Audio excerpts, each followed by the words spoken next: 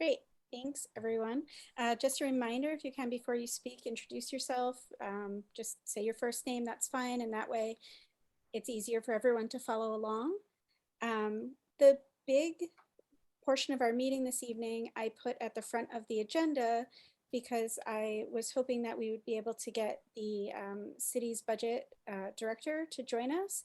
But since he is unable to, I think I'm going to go out of order because that's going to take up the bulk of our discussion. And I expect the other things to be shorter.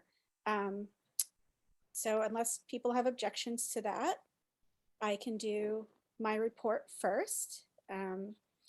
The big thing is Adrienne and I had a meeting with Mike Mastrobuoni, the budget director, to discuss the use of our accessible parking funds. It was a good meeting. We have some follow-up that we need to do on training, and I'll talk more about that when we get to the discussion of what to do with the funds. But I am hopeful about it, and I think it'll be good for all of us. The other meeting we had recently was with some folks from US2, who are the big developers doing much of Union Square's development. And we met specifically to talk about a plaza that they're doing at 50 Webster Street, which is the intersection of Webster Street and Somerville Ave, right in Union Square.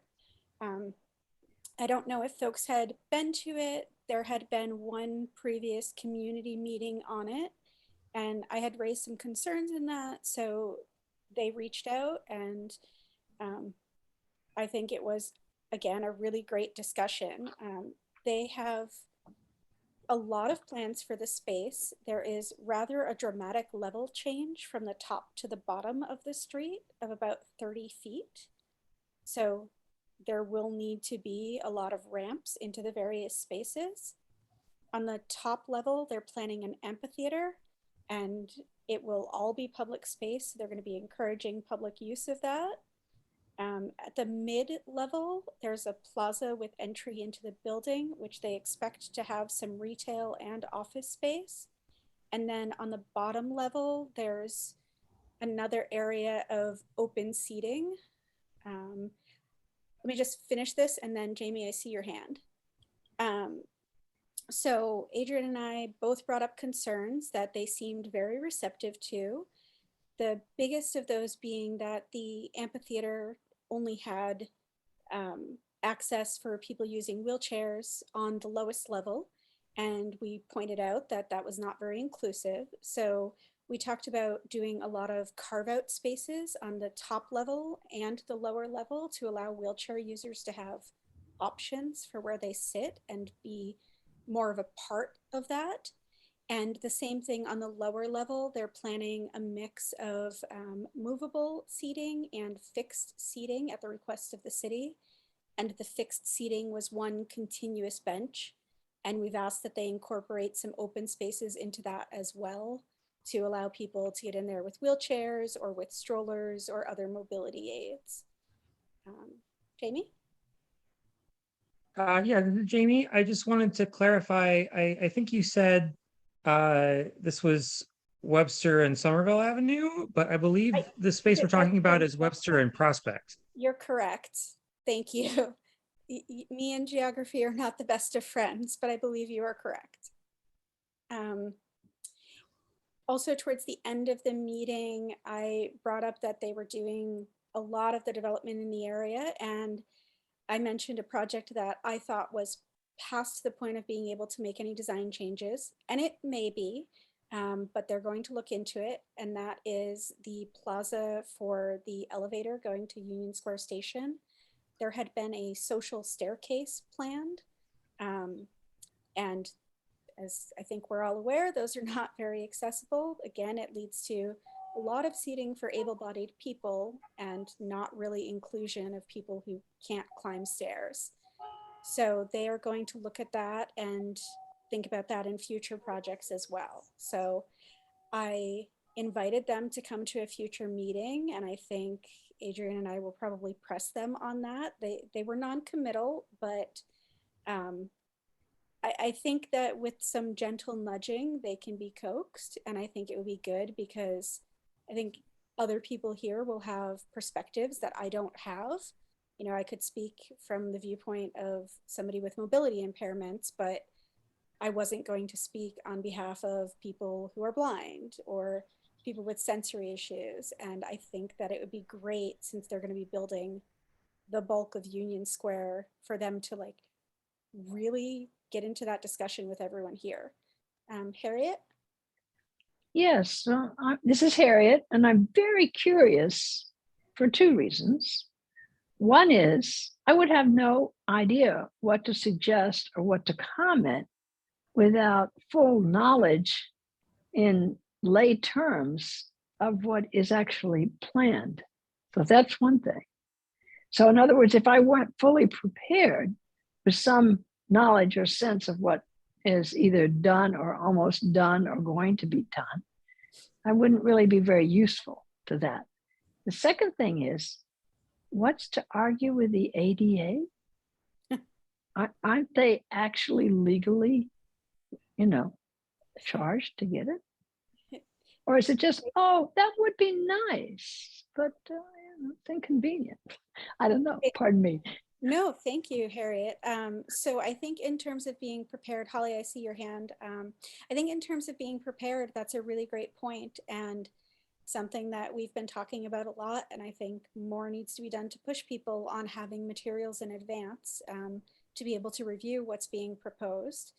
I think outside of that, there's general knowledge you can offer in terms of um, what's best for you in terms of how a sidewalk is laid out, whether you want continuous non-interruption on the inside or outside of the sidewalk, what things would throw you off.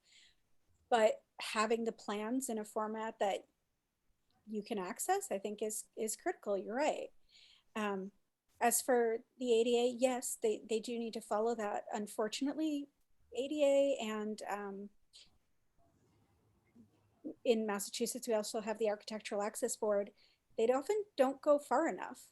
So in terms of things like amphitheaters and bleacher seating, there aren't requirements for having it at every level. There, there's a lot of things that are really basic that we want to push further. So So quick question adding on to that. So in other words, if Massachusetts hasn't functionally legislated what's required, then even through the access board or whatever, I thought it was an independent agent. But anyway, if it's not functionally recognized as a part of the ADA, is that what I'm catching? no, I'm saying that the regulations that are required often don't go far enough. I see. So when we're talking about building new spaces, the idea is to push further for more inclusion so that it doesn't I get sort see. of stuck I in the see. past. It sort of sounds like it's a zoning thing too, like what's acceptable, what will be allowed. Yeah. Okay. Yep, Thank that's you. definitely part of it in terms of the types of seating. And we also talked about the materials for pavers. So Holly and then Brian. Thanks, Bonnie. Harriet, I just wanted to add that, from the federal to the state to the municipality, there are things that have to be done. But then, Brian and I have talked about this several times. Correct me if I'm wrong, Mr. Fosselwaite. There's guidelines and then there's good design. And the city certainly tries to go above those minimums because it doesn't make sense. But other times, the things that seem obvious to us are really harder for the city to accomplish. Last meeting, we had a wonderful guest with us, and he went over very quickly laws and regulations and then sent a lot of links. And I was looking at those today, Bonnie. I'm not sure if all those are posted on our page on the website, but those are fantastic resources. They're complex, but I feel personally that a lot of the challenges that we have or more communication, not so much as purposely not looking at the design, but more sort of as things get deeper to the person who actually does the work and the follow-up, that things can be, planned a certain way, but positioned another way. So it's not a perfect system for sure, but the more we as residents say this is an issue and send a message to 311 with a picture, that's the only way things will individually get done. Thank you. Bonnie, are you able to share that email with the links or I did. I sent that email to everybody earlier today. I apologize. I thought I had sent it last month and I realized that I hadn't. So yeah, it went out to everyone earlier. Right. Brian and then Colin. Yeah, and Holly pretty much covered everything that I was going to say. The ADA and the MAB to a certain degree is a bare minimum, and we shouldn't ever be designing to the bare minimum unless we absolutely have to. And I really applaud Bonnie, your conversation with US2, and I think we as a commission should continue that and really impress upon developers and the city to not build just to the minimum, but to seek out the places where we can move more closer. Gee, that was bad grammar. To universal design principles. This is Bonnie. Thank you, Brian. And I'll note that Harriet mentioned zoning, and in terms of pushing the city council does have some pretty powerful tools in regards to zoning. And I think that that would be a great thing for this commission to take on, because we don't have to have legislation at a city level be the bare minimum. We can ask for more and require more. And that politically is a challenge because people worry about upsetting developers. But I think now is a great time where we have a lot of people on city council that are sympathetic to this cause and would be willing to push further. Colin and then Liam. Yeah, and just a couple of notes on useful context for this. One is just to be, so folks are aware, the Architectural Access Board enforces state architectural access law, not the ADA. Only federal authorities can enforce the ADA. And there are some differences between state architectural access law and the ADA. There are some places where it's better. I think like door widths and certain things are slightly larger, many ones under state architectural access code than the ADA. But there are some areas where it falls behind, like the state architectural access law infamously does not require employee-only areas of businesses to be accessible, which is a problem that organizations like the one I run have been trying to fix for years. The other thing to know is that state architectural access law is behind in some areas that it doesn't address. Just on a technical level, like there's no standard under state architectural access law, I believe, unless Brian correct me if I'm wrong, which has changed in the last year or two. For excuse me, Colin, excuse me, this is Harry. Can you speak a little more slowly, please? Sure. Thanks. Sorry. So there are certain areas that where architectural access code doesn't speak to, like accessible pedestrian signals, for instance, and a revision of the architectural access code to address a whole bunch of areas where it needs updating has, I believe, been sitting in the Administration and Finance Committee for like 5 years now, within the administration. So there are definitely some areas where local action, local ordinance is plausibly needed, even though it really should have been addressed at the state level. It hasn't been. Thank you, Colin, for the helpful context. Liam? Yeah, I'm mostly going to echo what's been said about the ADA not going far enough, but I wanted to just mention a few specific ways that I personally have noticed that. One is that it doesn't really, it just sort of is a like, can someone physically access the space, but doesn't necessarily take into account how might somebody want to actually use the space? Like, are we limiting them to, here's the one section that you are able to sit in? Like, are we limiting them to the, yeah, you can get in, but if your friends want to be doing this particular thing, then, you can't necessarily join in on that. So yeah, going above that, the ADA in terms of actually thinking about how is somebody going to want to use the space, not just can they get in. And then one specific area I looked into at one point, trying to find, is there anything in the ADA addressing sensory issues, and found nothing. So that is something that I just wanted to particularly flag as something that if we are talking with developers about how can they go beyond the ADA requirements, there aren't any particular requirements for that.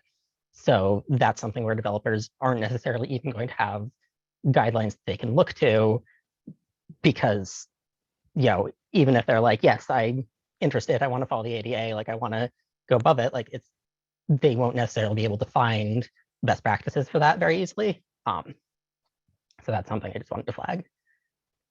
Thank you, Leon. Colin, I see your hand back up. I just want to say one thing before I forget that Leon jogged my memory on. In terms of being able to use the space, yes, and that's certainly what we were referring to when asking them to create spaces for wheelchair users to be more integrated. But the other point is how to access the space.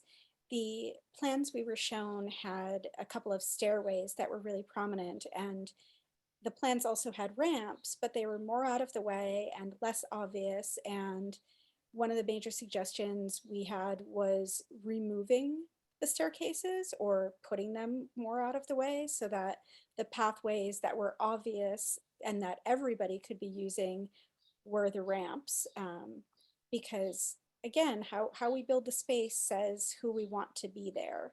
And having it be obvious that access wasn't an afterthought is really good. So, Colin? Thank you. Yeah, and that's a great example of, right, if you put the accessible option as the main one, that's one that like everyone defaults to using, rather than designing an inaccessible space and then bolting accessible figures on at the end. The only thing I wanted to add to what Leon said is there are some architecture where these things aren't in the EDA, but there actually are guidelines. So one useful thing to look at and to point people to is there's the US Access Board, which is sort of in some ways a federal equivalent to an entity like this, right? It's a governmental advisory body that has produced sort of suggested standards on a whole bunch of areas. Actually, sensory access is one of them. They've just never been put into the ADA because of legislative bureaucracy.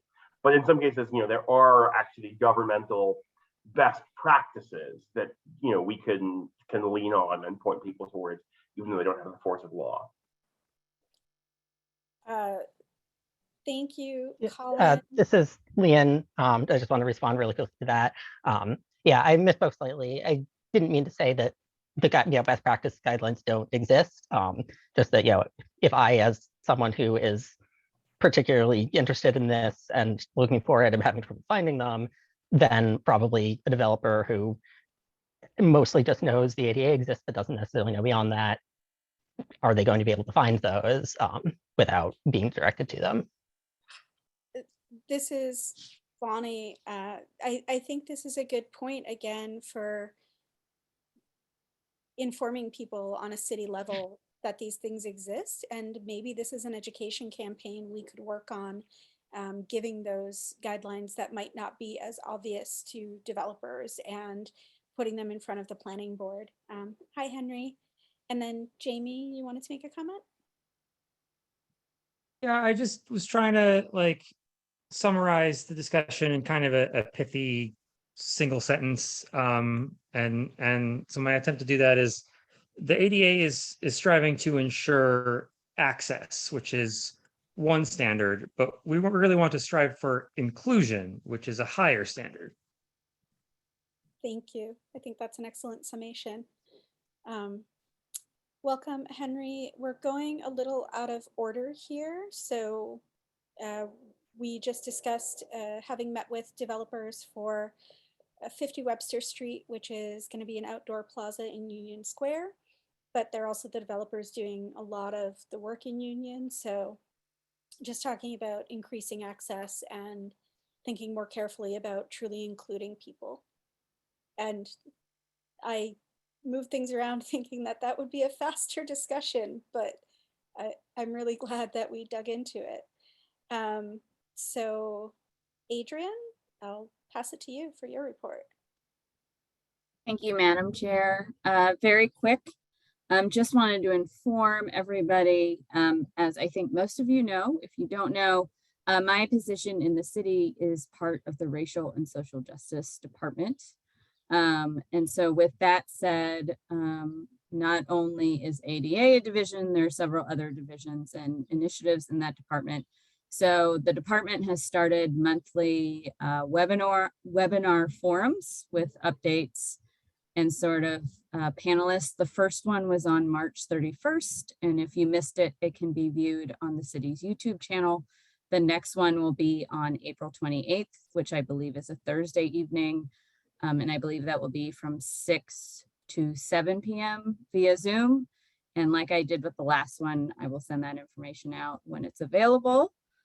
And then just a reminder that if you know anybody interested in serving on the commission, they should make that known to the ADA email, either if they can't do the full letter and need to talk with me by phone or Chair Dennis. That deadline is actually Friday the 15th, which is this Friday. So any questions about that, reach out to me as well. So that's all I had. Thank you, Adrian. And did you want to share how many applicants we received at this point? I have a Post-it, so I'm sorry. I literally just pulled that off the wall. That's my work. Including, let's see, 1, 2, 3, 4, waiting on Harriet, 5. I will say at this point, I will say I've received 5, including, and that includes Pauline and Henry. So I'm including that in my count. There's another individual who had some follow-up questions a week or so ago, and I'm waiting, but I'm going to follow up with him tomorrow morning via phone, just to make sure so he doesn't miss it. And I personally understand that Monday is a city holiday. So please, as you're speaking with your networks, you know, we can certainly accept those on Tuesday if somebody needs the weekend to, you know, get some things together or has questions. So I have 5 at this point, again, including Pauline and Henry. So yes. Great. So with Harriet, that will be at least 6 people. Yes. Great. And after applications close, Adrian and I will be working together to find time to meet with everyone, I believe, and review the materials. So yeah. I am certainly hopeful we can do that quickly. Yeah. So I've blocked some time over the next couple of weeks so we can get together.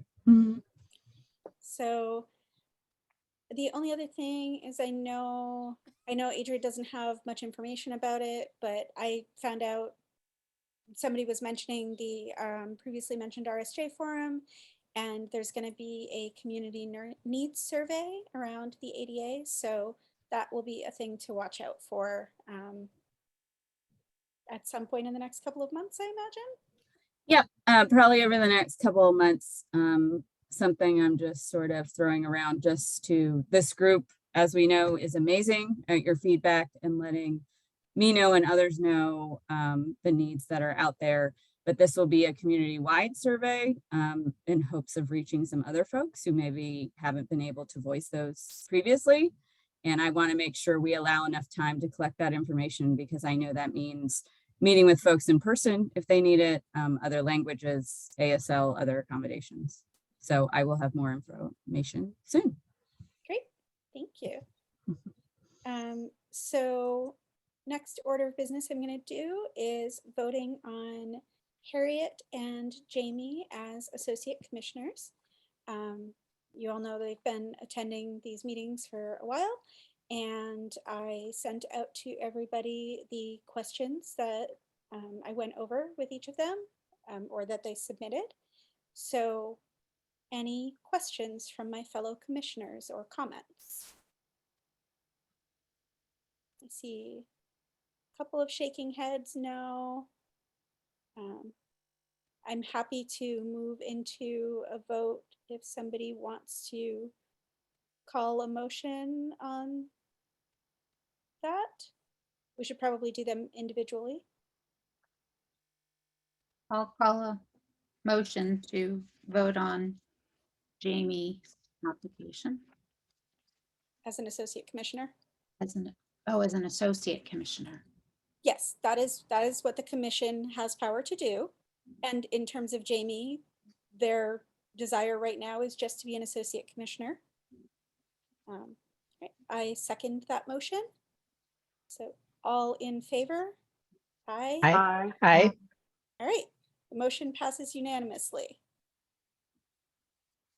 Would somebody like? So Jamie, thank you all. Thank you. It's good to be here in an official sense. Okay. Okay.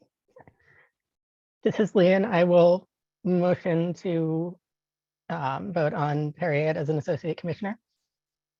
I second that motion. All in favor? Aye. The motion passes unanimously. Yay! Hey, This welcome. is Harriet. Thank you for And the the welcome. difference between associate and an official is the voting Yes, capacity. associate commissioners can't vote, but I personally try to run a pretty open and friendly meeting, so it hasn't come into play in terms of associate commissioners have more power and opportunity to speak than the general public. I tend to invite people to speak as long as we have time, but there might come a point where the agenda is too packed or the topic is too contentious or time is too limited or the next chair may want to run things differently. And the distinction would come in there where associate members are invited to really give input and feedback on the things being discussed. They just can't vote. And our bylaws say that when openings occur, we make recommendations from our pool of associate commissioners to fill those open spaces. Again, as we all know, the person who has the official power to make recommendations to city council is the mayor, but often our feedback and our input and our suggestions are taken into consideration. So that is associate commissioners. Congratulations, folks. Harriet, it may have taken like 7 years, but very glad to have you on the commission at last. Sometimes things have a long gestation period. What can I tell you? Yes. All right. Speaking of long gestation periods, the bulk of what we can spend the rest of the evening on, use of accessible parking funds. I, of course, don't have the number up in front of me. I know it is just over $59,000 currently as of the end of February. March is still being calculated, and that was for a 9-month period. Adrian is working to try and get numbers for the previous couple of years because I think it would be helpful for the commission to know whether that is standard or if COVID affected that by either increasing funds or lowering funds. But as of right now, there's $59,000 and some change in the account. Wow. Yeah, it's quite a substantial number. And sorry, I was wrong. It's $58,961. But still a substantial number, even if I was $1,000 off. Harriet. Yeah, just curious. You said for the last 9 months, and am I to understand that this is probably just the last 9 months, and the previous couple of years is still on record somewhere, right? Is that the idea? This is Bonnie. Yes, so it's still on record, but it's going to take some work to pull the data out. So there is a law that commissions can request use, of those funds, but it's not automatically given. So City Council voted in last July to allocate those funds to us for our use. And at that point, the money started being tracked, but it was not being separated prior to that because the allocation hadn't been made to us to use those funds. So it will take some work from the parking department to go back and try and tease that apart. And we hope that they'll be able to, because the data will be useful in informing our decisions. But it wasn't required, so it'll take a little more work. Thank you. So what we need to come up with at this point is, I hope I get the terminology correct, Adrian, correct me if I'm wrong, is a memorandum of understanding, which is a document that says, this is what we would like to do with the funds. And we've talked previously about it's hard to know what to do with them without knowing how much there is. Now we know how much there is. But the key thing here is we do not need to be detailed in this document. The point of the document is to have a list of categories of things that we would like to do. And that can be brought forth to City Council, and City Council can vote on approving those categories. And that way, when we have a specific project, it goes to the accountant to just get a check written, and they check it and they say, yep, this fits the approved uses, or maybe you need to rethink that. And that way we don't have to have a discussion and go in front of City Council every time we want to get something approved. So it's a blanket thing each year. It does need to get redone every year. And that is a standard city process for all revolving funds. Henry?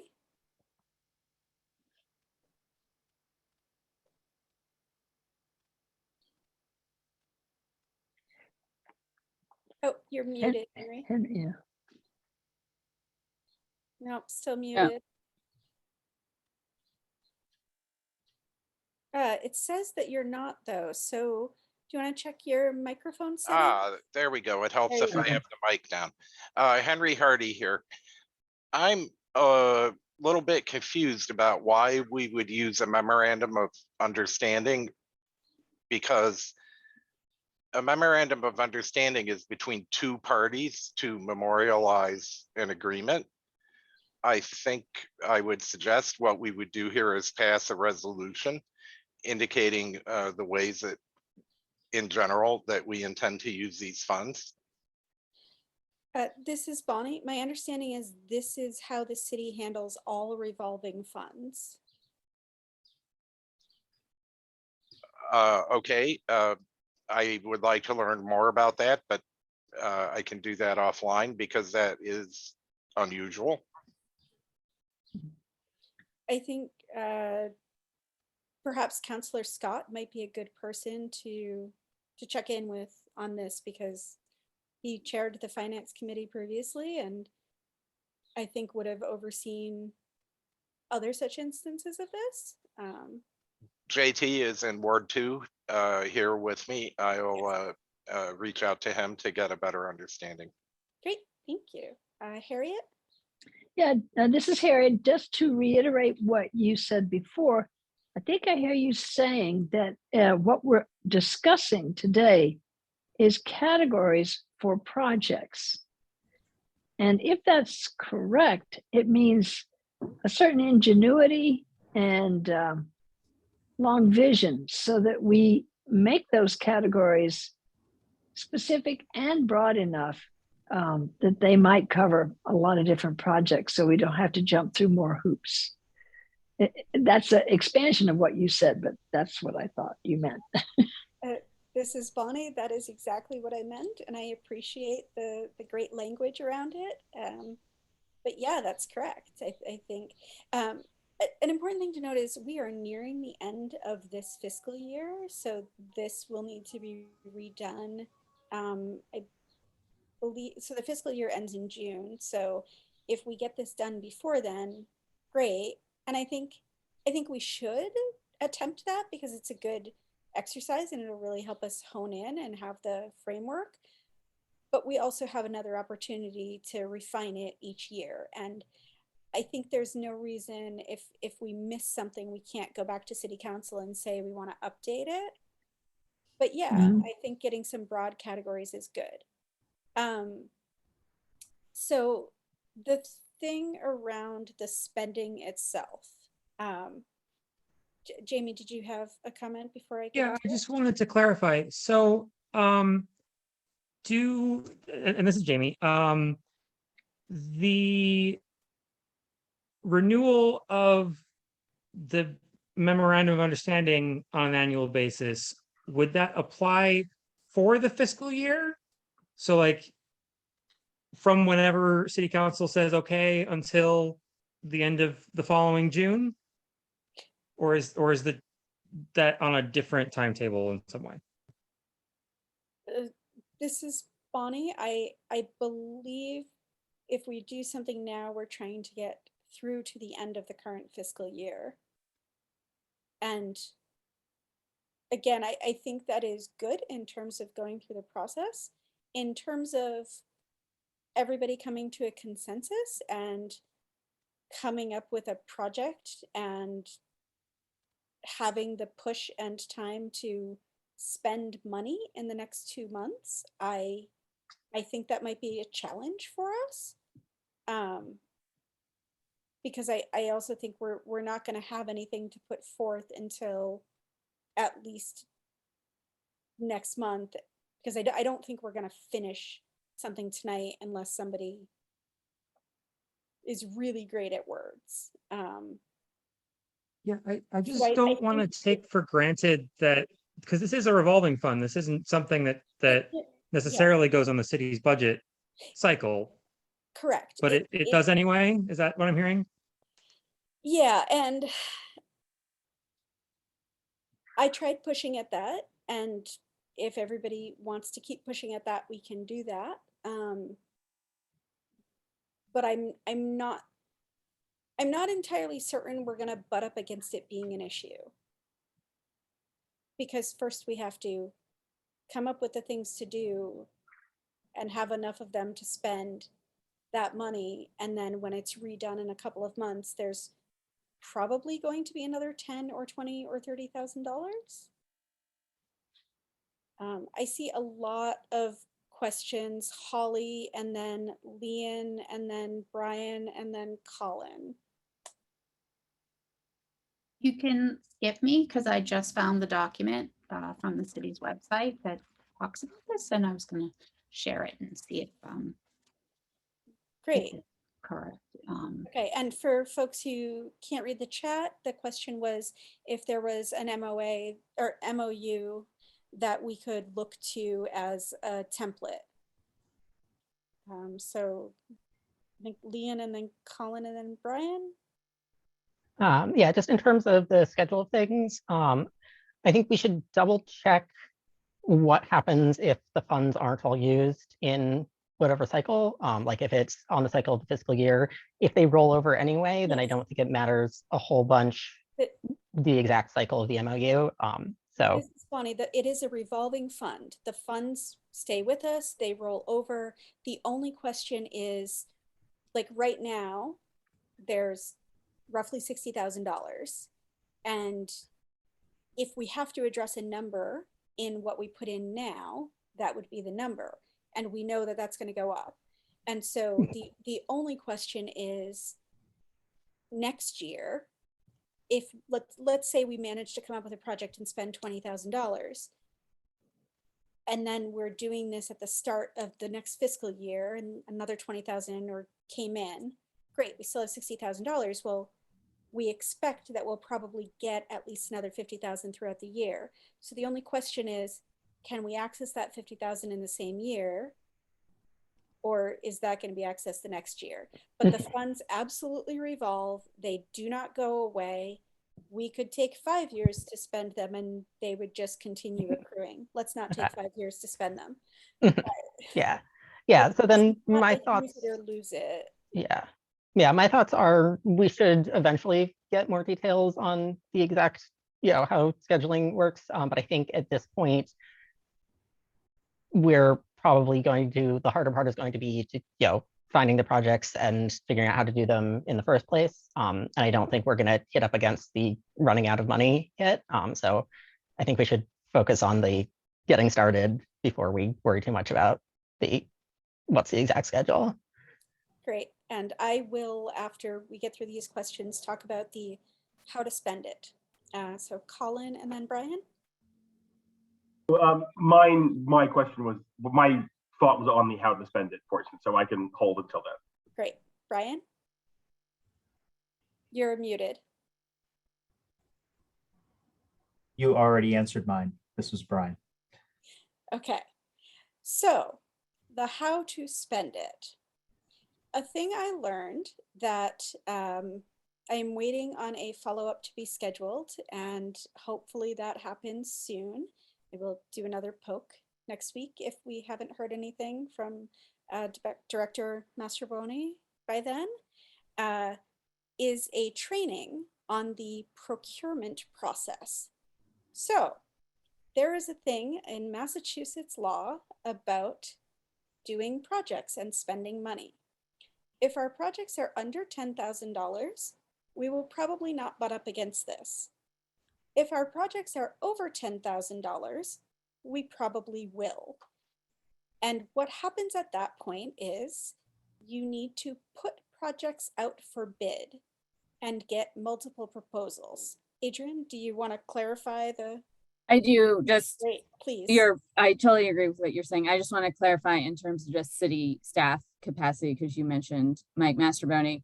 So how this is probably going to look like, and I am waiting and I will poke, to use your word, is the procurement department office does periodic trainings, mostly for new employees. So we all understand how this works.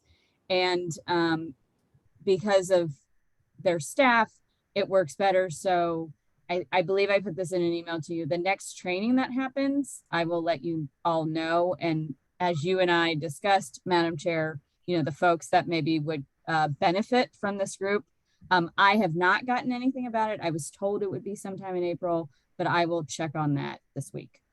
Great, thank you. So I think it's beneficial for me to take that training so that I can bring it back to everybody. And in the interest of time, it probably makes sense to invite one or two other people from the commission, but not the entire commission, because it's going to be something that will have all the information that we can share, but the training itself, I think is not going to be a thing that has to be known by every single person in terms of the nitty-gritty. But the important thing for the group to understand now, as we put together the MOU and we think about projects, is if we want to do projects that cost more than $10,000, that's going to be a different thing.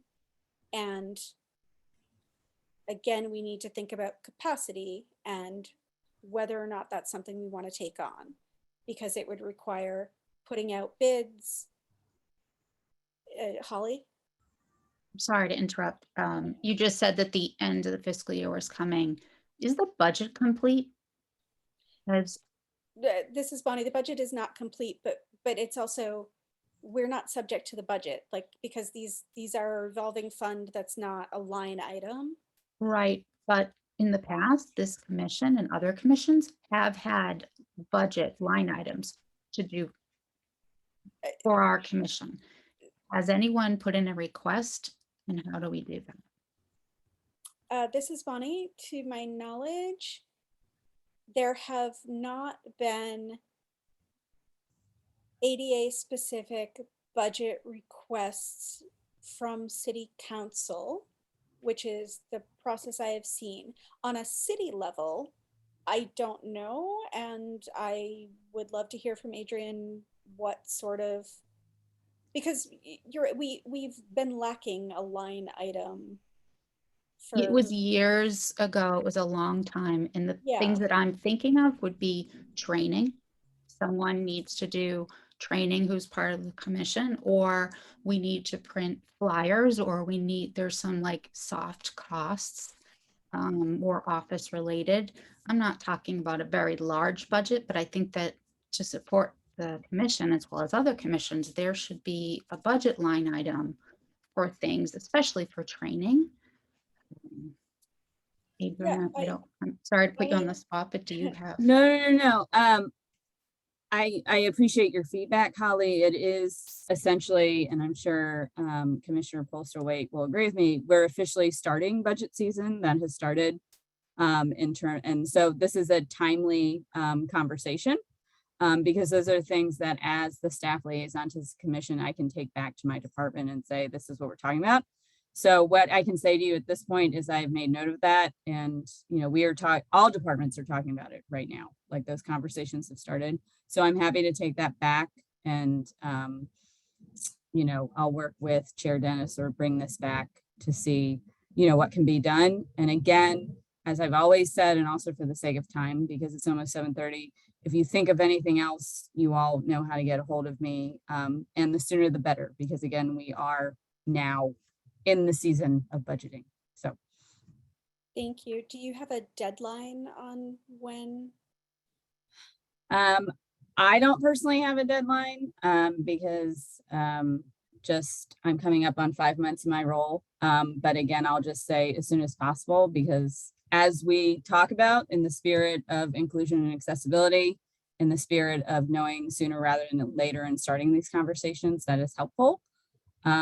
So I guess since you put me on the spot, given the holiday, I will set a deadline if possible of next Friday.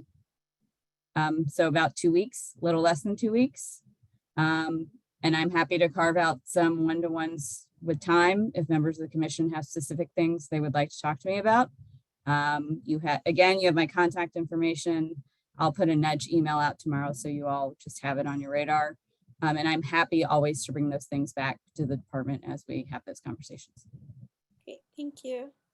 Jamie?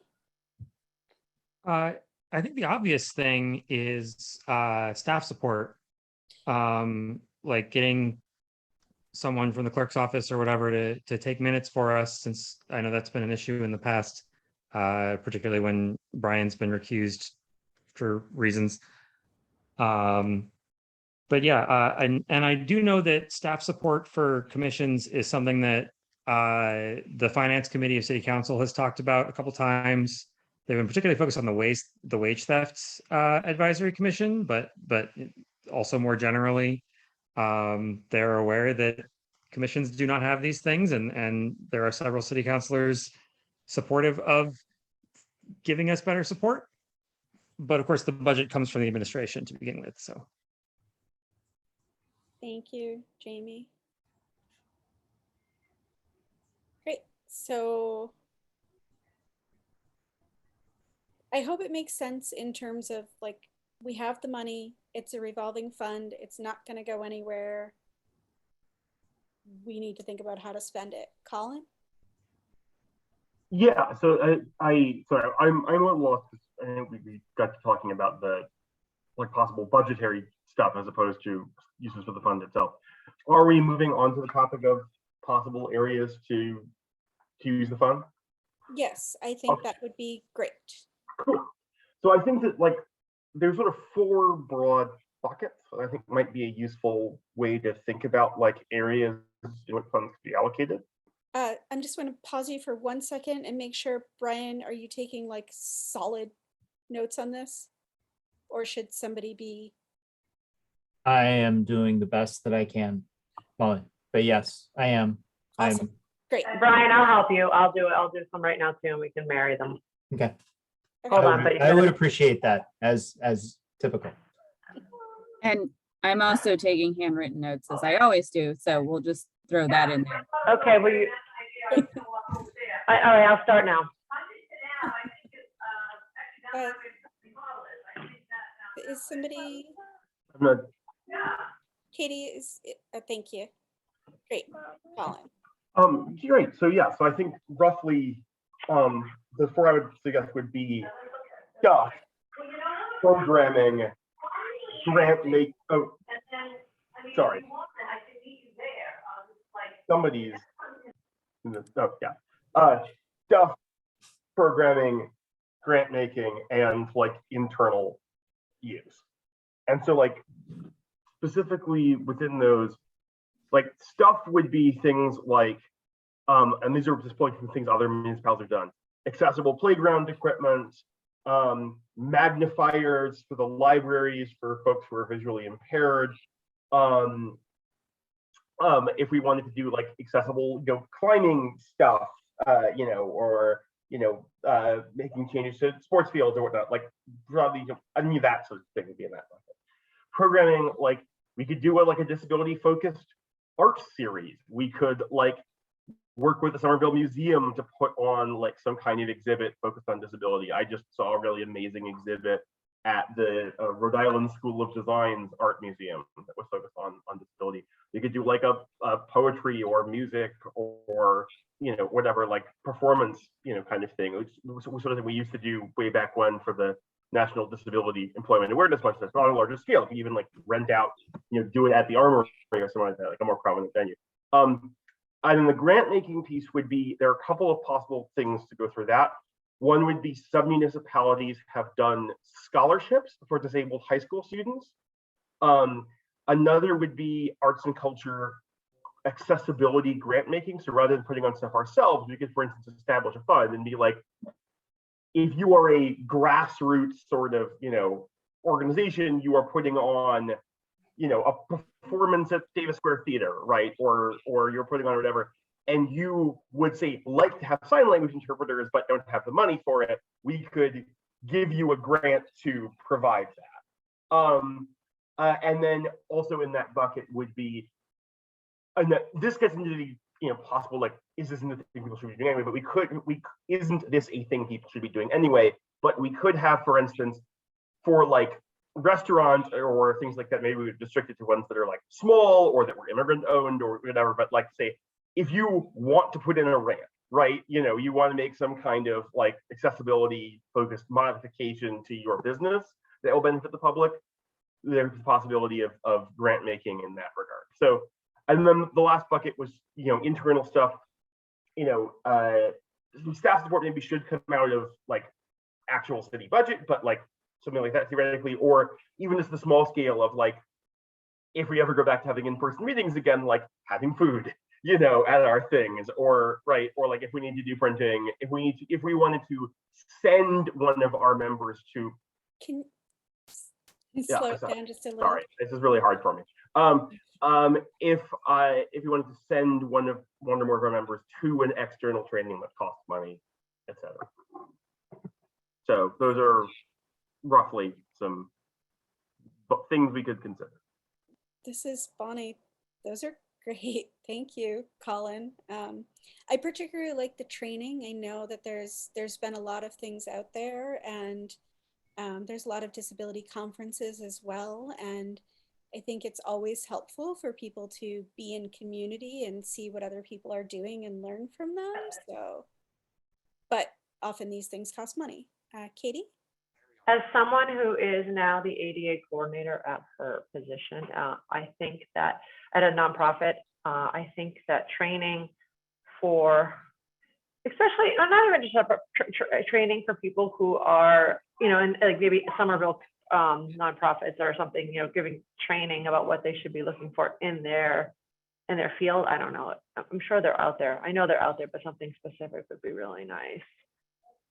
Maybe and some sort of services that people are often using, whether that be, I don't know, municipal building, although but then they should be paying for those, shouldn't they be? Yeah. Yeah. Never mind. I like where you're going though. I'm sorry. No. This is Holly. Pardon me for butting in. I like where you're going, Katie. We need to separate what the city is legally required to provide from how we supplement our community. Yeah, that's what I was thinking more. I know that there's like, I know I can get training and stuff, but like, what can I get? Like, what should I be looking for? Or maybe I don't know. It comes up a lot. People are asking for like reasonable modifications and stuff like that kind of stuff is coming up. I don't get those requests a lot. I get more accommodations about rules as opposed to physical spaces, but anyway.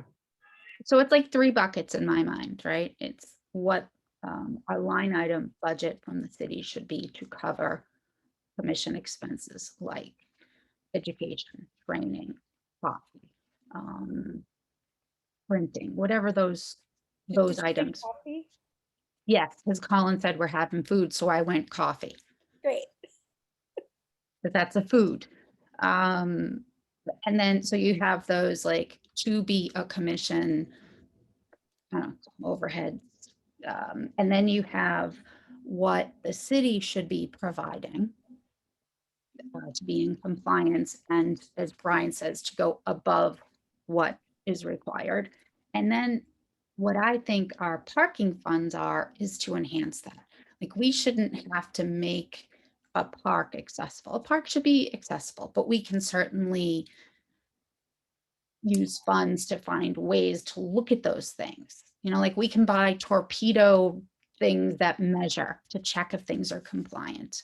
Or maybe helping like small businesses, sorry, like a small daycare center, like a private daycare is part of the problem in this country is that daycare is private, right? And so a lot of smaller places can't, sorry, got excited. No, I think that's great. So if you call that education. This is Bonnie. One thing I want to note is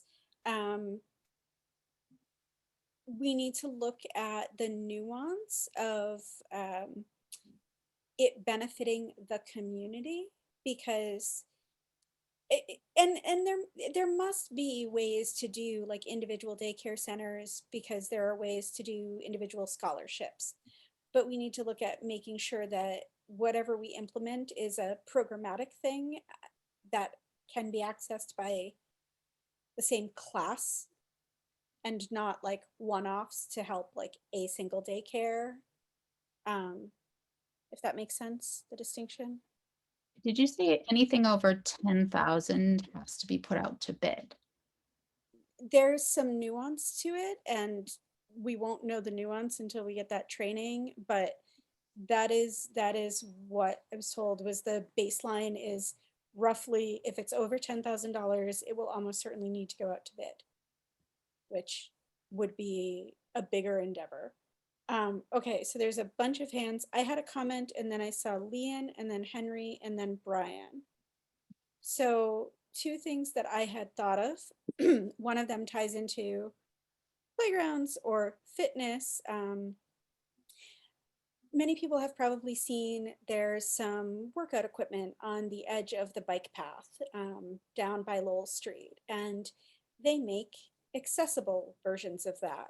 I would love to see several of those throughout the city. And would I love the city to just do it? Yeah. I think it's not quite in the same vein as making playgrounds accessible, but I'm happy to be convinced I'm wrong and push forward on a city level instead. But that's one thought I had. The other is there have been a lot of parents talking about the lack of after school programming in general, and more so for kids with disabilities, after school and summer programming. And often the issue is that the programs don't have the money to pay for aides. But if they did, the kids could attend. So that's an area that I think we should look at, but those are my thoughts. So Leanne, Henry, Brian. Yeah, so this is Leanne. I love Colin's categories because most of my things fit into those very well. The first thing on my list actually was after school programs. And that's something where I don't necessarily know what they need. But as someone who, had a previous job that sort of interacted tangentially with after school programs, it was very clear that they're, under-resourced and not necessarily set up for anybody who can't just sort of be left in a room with not much supervision and not many resources and just be okay. So I think that there's probably a lot that could be done there, but I don't know what it is. So I definitely think that we should try to dedicate some money towards that. But I think we also need to do some, reaching out to people who are, either running or using or would be using if they were accessible after school programs to get a better idea of what the actual needs are. Another one that I think would be both great and fairly easy to actually do is disability related books for city and school libraries and probably also community centers, and both books about disability and books that happen to have disabled characters. I think that is somewhere where a little bit of effort could make a fairly big impact, just in terms of having more resources and more representation. I had, again, I'm not sure exactly how to actually run it, but sort of along with the grant making, funds for businesses who want to, either add accessibility features or, design, develop programming to better suit the needs of disabled people that don't necessarily have the resources or the knowledge to do that on their own. And again, that's more complicated in terms of how do we make sure that that's benefiting the community and not just business. But I think if we can figure that out, that would be good. One thing that I think would be really cool to have is if we could, either probably not ourselves, but hire someone to develop sort of directories or guides for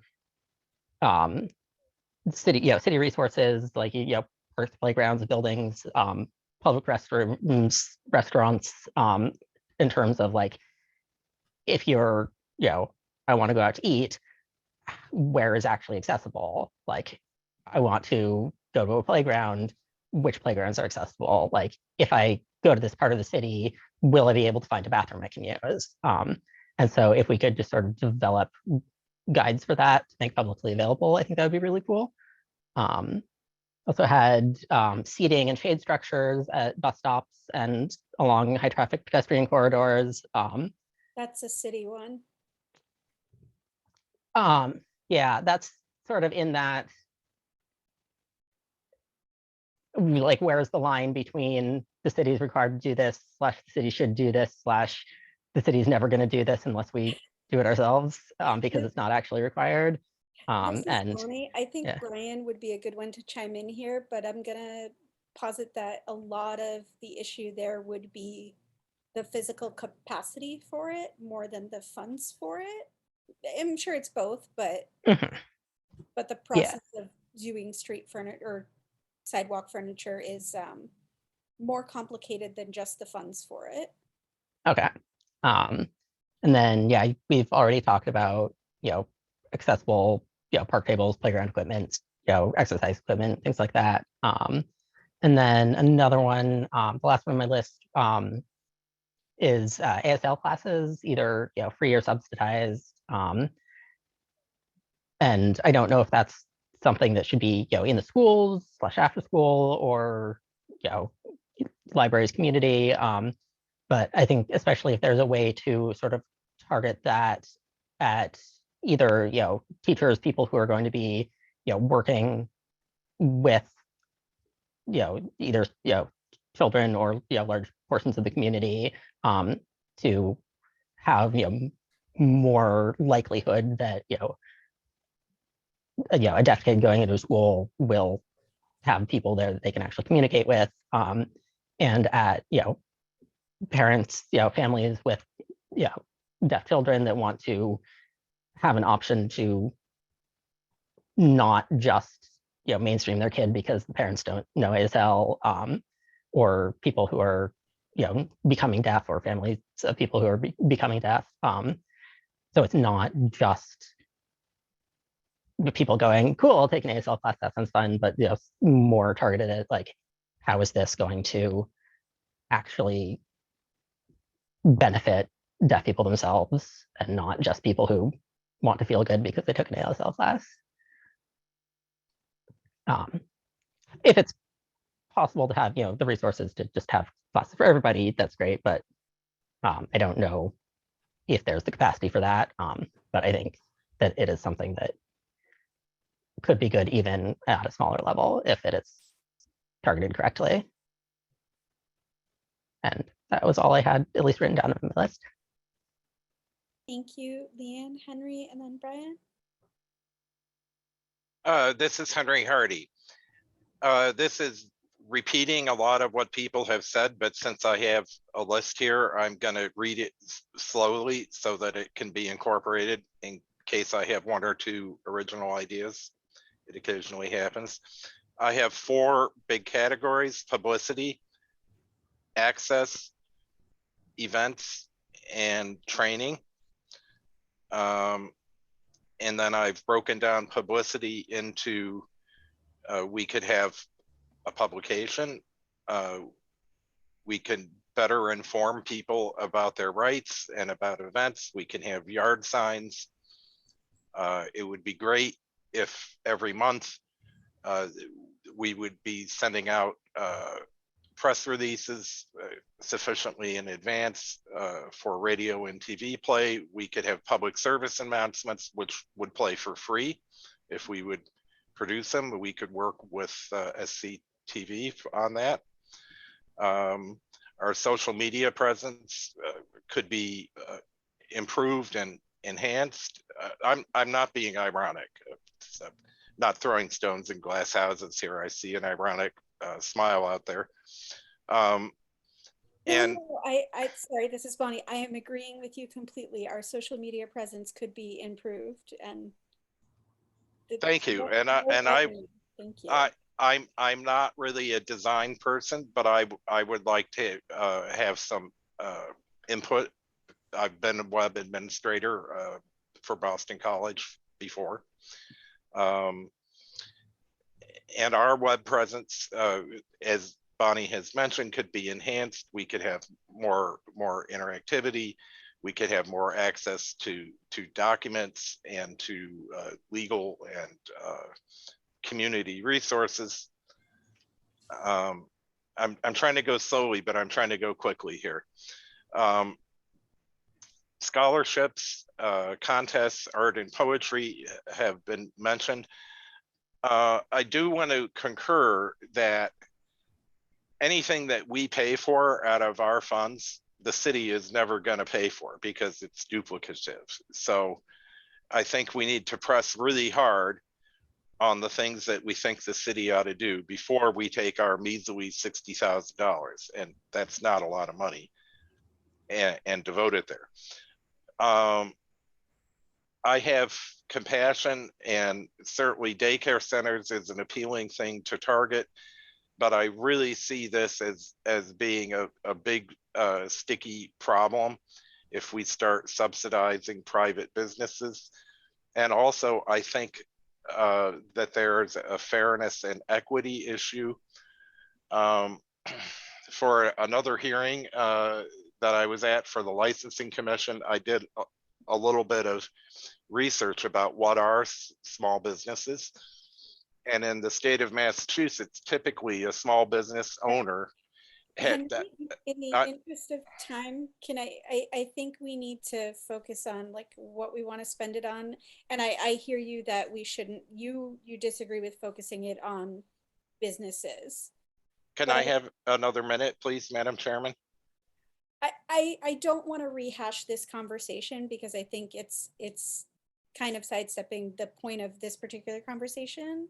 And we've got about 10 more minutes, but I think the point about whether or not we subsidize businesses is made. So I would love to hear the other things. I just don't want to dive too far down this line about what constitutes a small business.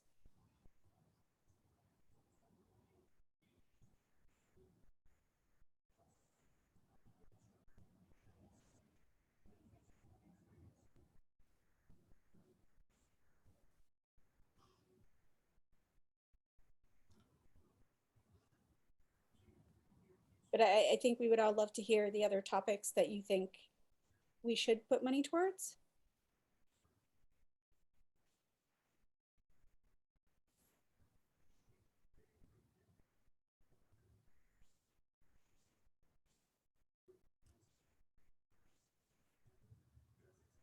Are you with us, Henry?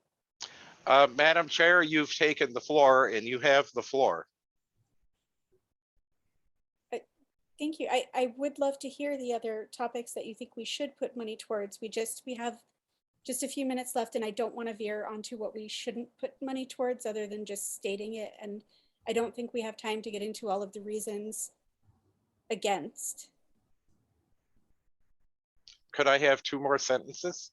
Sure. Small businesses are among the wealthiest and the whitest cohorts in our community. There are only half as many minority-owned small businesses in Massachusetts as there should be, based on the percentage of the population that white people represent. So I think that we should be helping the neediest and not the wealthiest. Thank you for your consideration, Madam Chair. Thank you. And you said you had other topics that you thought the money should go towards. Did you want to share those? Not anymore. I would share them if I thought I could do it without intervention from the chair, but apparently that is not possible. I'm sorry that you feel that way. And if you'd like to share them after, you are welcome to, or you're welcome to email them. And if you're not comfortable emailing them to me, I'm sure Adrian would be happy to receive them as well. May I ask, as a point of personal privilege, why do you not want me to talk about small business? I think that the discussion of what a small business is and the amount of money they have is not relevant to trying to do the work of deciding where we want to devote the money. But it is relevant because they don't need the help as much as others do. I think that that is a point of discussion as to, because not all businesses are created equal. And I don't think that that's going to serve us right now. I think it is perfectly credible to say, I don't think businesses need assistance in the same way that individuals do. And that's a topic that I think we can debate as a commission, but it kind of sidesteps everything to focus heavily on that. And I think that we've already discussed it in this commission, and it's just not what this conversation needs right now. I think this conversation needs where we want to devote the money. And we're going to come up with a list of that, and then the commission can take that list and go over the entirety of the list and prioritize and dissent and agree and decide on the process for which things we want to devote funds to. So I hope that helps clarify. I want to give Brian a chance to share the feedback he has on where we should put funds. Thank you, Chair. Brian Postwaite. Just a couple thoughts. One, in response to Leanne, street furniture, like the city, yes, can install street furniture. Oftentimes the biggest hurdle is not the actual installation, but it's, and sometimes not even the actual product. It's learning and understanding where would it go and how would it fit, and making sure that it doesn't obstruct other things, not least of which is the accessibility of the sidewalk. So one thing we could consider is doing some sort of study or whatnot of what locations would be useful for the community with disabilities for such infrastructure. Not paying for the infrastructure or installing the infrastructure, but coming up with, frankly, a long 311 list. A couple other ways that we could frame or we could categorize how we could consider spending the money is looking at items that support people with disabilities, educate people without disabilities about people with disabilities, and you know, that kind of runs the line of advocacy. But I really liked what Henry was saying about publications and press releases. And I actually think the community television and the SMC may actually be really happy to collaborate with the commission.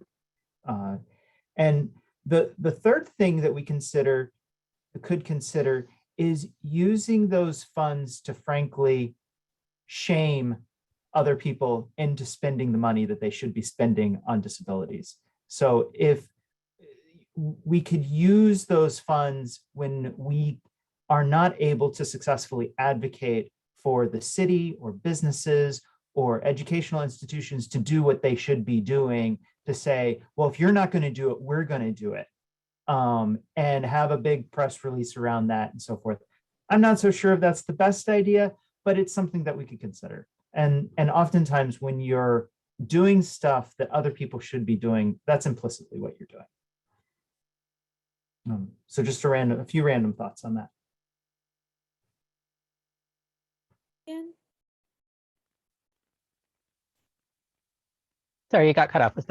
Were you calling me? Just one more point that I wanted to make. One thing I think we should keep in mind is the capacity of the commission members. So there's a lot of things that would be really cool to do.